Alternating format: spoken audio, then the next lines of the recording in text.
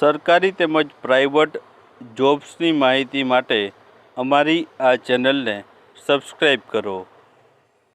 તો નમસ્કાર દર્શક મિત્રો, સ્વાગત છે તમારું અમારી આ યુટ્યુબ ચેનલમાં. તો મિત્રો, ટ્રાફિક બ્રિગેડની નવી ભરતીની છે જાહેરાત છે બહાર પડી છે. તો આ વિડીયોમાં છે આના વિશેની સંપૂર્ણ માહિતી જોવાના છે. આ ભરતી છે કયા જિલ્લામાં આવેલી છે, આ ઉપરાંત છે ક્યારથી આના ફોર્મ ભરાશે અને છે આમાં શું લાયકાત જોશે વગેરે માહિતી આપણે જોવાના છે.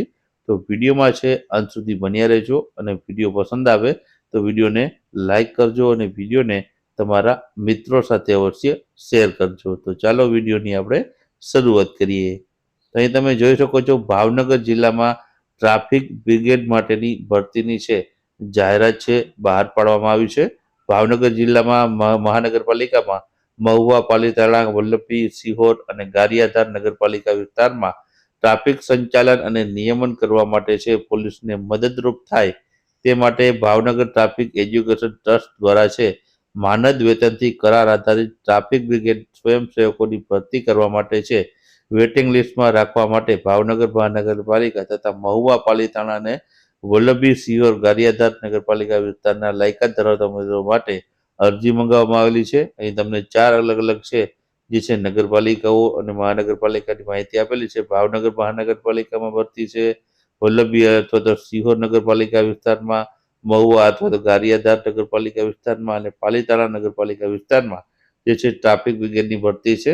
આ માટે લઘુત્તમ શૈક્ષણિક લાયકાત છે ધોરણ 10 પાસ છે આમાં રાખવામાં આવેલું છે. ઉંમર મર્યાદાની વાત કરીએ તો 18 થી લઈને 35 વર્ષ સુધીની ઉંમર મર્યાદા ધરાવતા હોય તે ઉમેદવારો એપ્લાય કરી શકે છે. આમાં મિત્રો દોડ રાખેલી છે 1000 મીટરની પુરુષ ઉમેદવારો માટે, જે 7 મિનિટમાં છે તેમણે પૂર્ણ કરવાની રહેશે. મહિલા ઉમેદવારોએ 500 મીટરની દોડ 4 મિનિટની અંદર છે તે પૂર્ણ કરવાની રહેશે.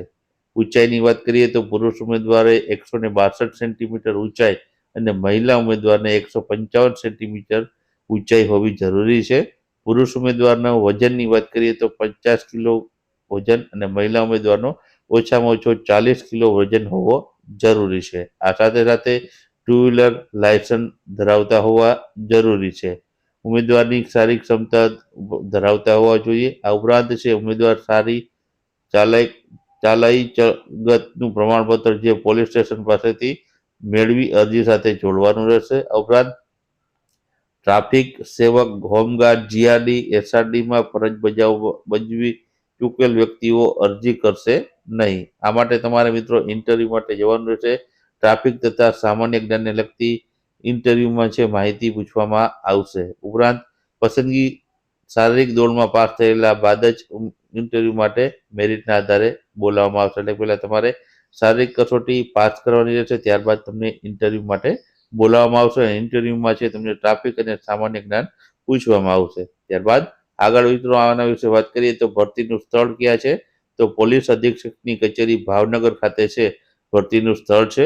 પસંદગીમાં જે અગ્રિમતા એટલે કે પહેલા જે પસંદગી કરવામાં આવશે તેમાં શું લાયકાત હોઈ શકે છે, તો એનસીસી કરેલ હોય તેને પ્રથમ પસંદગી છે. નિવૃત્ત લશ્કરી અથવા તો અર્ધલશ્કરી દળના જવાનને પહેલા પસંદ કરવામાં આવશે. કોમ્પ્યુટરનું જ્ઞાન ધરાવતા હોય તેને પણ, હેવી લાઇવિંગ લાયસન્સ ધરાવતા હોય તેને, પોલીસ પરિવારના સંતાનોને, રાજ્ય કક્ષાએ રમતગમતમાં ભાગ લીધેલા હોય તેને અને ઉચ્ચ શૈક્ષણિક લાયકાત ધરાવતા હોય. તો આમાંથી તમે છે આવી લાયકાત ધરાવતા હશો તો આમાંથી તો તમારી પસંદગી છે પહેલા કરવામાં આવશે.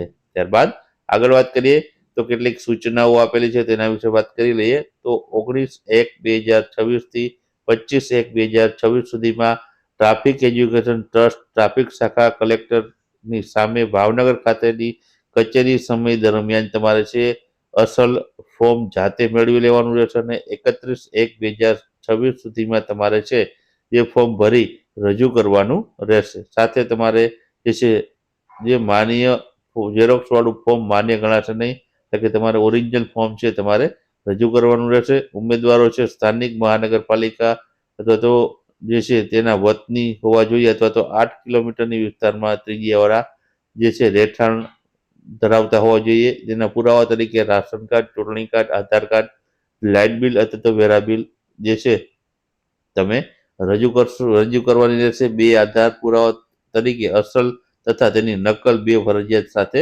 લાવવાની રહેશે. ત્યારબાદ આગળ વાત કરીએ આપણે તો આમાં મિત્રો છે તમારે જે છે તમામ માર્કશીટની એક નકલ સાથે લેવાની રહેશે, જન્મ તારીખના પુરાવાની સ્કૂલ લિવિંગ સર્ટિફિકેટની એક અસલ અને તેની સાથે નકલ લેવાની રહેશે, વિશેષ લાયકાત અને અનુભવ ધરાવતા હોય તો તેની અસલ અને એક નકલ સાથે રાખવાની રહેશે. આ ઉપરાંત પાસપોર્ટ સાઇઝના 2 ફોટા લાવવાના રહેશે અને ઉમેદવાર માન્ય જે છે જે ડૉક્ટરશ્રીનું ફિટ ફોરનું મેડિકલ સર્ટિફિકેટ પણ ઉમેદવારે છે ચાલ ચલગતનું પ્રમાણપત્ર છે પોલીસ સ્ટેશન ખાતેથી છે મેળવી અરજી સાથે છે જોડવાનું રહેશે. હવે આગળ વાત કરીએ તો માનદ સેવકોને ફરજ બજાવવા પેટે પ્રતિદિન કેટલા રૂપિયામાં આવશે તો 300 રૂપિયા જે છે જે માનદ છે ચૂકવવામાં આવશે અને સરકારના નિયમ અનુસાર દૈનિક વેતનમાં વધારો અથવા તો ઘટાડો કરવામાં આવશે તો તે મુજબ માનદ ટ્રાફિક એજ્યુકેશન ટ્રસ્ટ ભાવનગર દ્વારા છે વેતનની ચૂકવણી કરવામાં આવશે. એટલે કે 300 રૂપિયા છે તમને માસિક આપવામાં આવશે. જો વધારો થયો હશે તો તે વધારો પણ કરી દેવામાં આવશે. આ ઉપરાંત શારીરિક કસોટી અને ઇન્ટરવ્યુ એક જ દિવસમાં પૂર્ણ કરવામાં આવશે હોય તો ઉમેદવારે સંપૂર્ણ તૈયારી કરવાની રહેશે. એટલે એક જ દિવસમાં તમારું જે છે શારીરિક કસોટી અને ત્યારબાદ ઇન્ટરવ્યુ પણ લેવામાં આવશે અને તમારી પસંદગી કરવામાં આવશે.